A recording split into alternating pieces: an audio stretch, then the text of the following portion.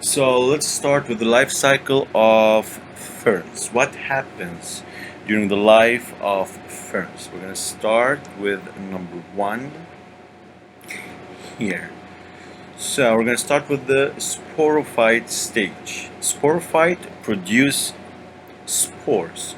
Spores are found in the structures called sori. Sori is the plural of sorus.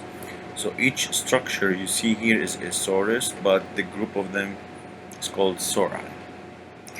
The spores are then released from the sori into the environment, and the spores are going to grow to become a gametophyte plant, just like the usual. Remember, gametophyte plants are haploid plants. The sporophyte plant is a diploid plant. So the gametophyte here is going to produce gametes, sperm and the egg. The sperm is going to swim to the egg, fertilization is going to happen, and then the zygote is going to develop into a new young sporophyte plant that is going to grow to become a sporophyte. So this is the life cycle of ferns. Regarding the gametophyte and the sporophyte, also in non-vascular plants is the same. Gametophyte is the haploid, sporophyte is the diploid part of the plant. Sporophyte use meiosis to produce spores, whereas gametophyte use mitosis to produce gametes. Simple rule: sporophyte produce spores, gametophytes produce gametes. Ferns vary in size. I'm talking about the sporophyte part of the fern. Sporophyte ferns vary in size. Some of them are very small, like 1 millimeters long. Others can be very long, up to 25 meters high. And some tropical ferns are epiphytes.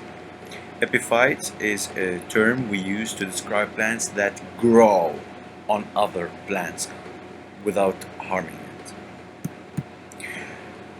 Whisk ferns and horsetails are close relative to ferns, so let's start with the whisk ferns. They belong to the genus Psilotum. This is the group name. The sporophyte whisk ferns have leafless stems. Leafless stems, but these stems are the one that are going to do photosynthesis. These stems, they grow from the rhizome. At the tip of these stems, you will have a structure called sporangia, and the spores are going to be inside the sporangia. These plants are mainly used as visual interest in bouquet, because it looks pretty when you add it to a flower bouquet. Next is the horsetails. The sporophyte horsetail, we call it the equisetum. This is the name of the sporophyte horsetail. It has a hollow stem. Hollow means empty from the inside. And around the stem, you are going to have tiny leaves, but these leaves are non-photosynthetic. So that means they're not going to do photosynthesis. Also, here, it's the stems and the branches that looks like leaf. These structures are going to do the photosynthesis.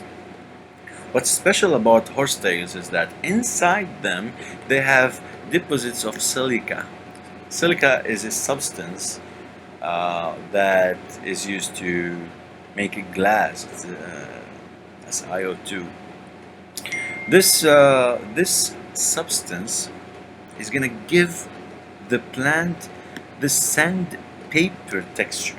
The sandpaper is the thing you buy like to scrub metals or like other things. Um, this sandpaper texture will help the plant to protect it against herbivores.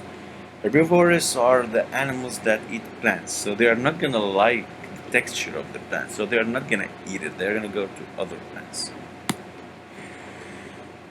So because the stem has the sandpaper texture, it's gonna be used as a pot scrubbers. A long time ago, it was used to clean the pots because it has the ability to remove like the waste. You will scrub away all the waste and the food off the pots. On the horsetails, there's a structure called tubulus, and that's where you are going to find the spores. What is a tubulus? It's a soft cone-shaped structure made of modified leaves or branches. And inside this tubulus, you are going to find the spores.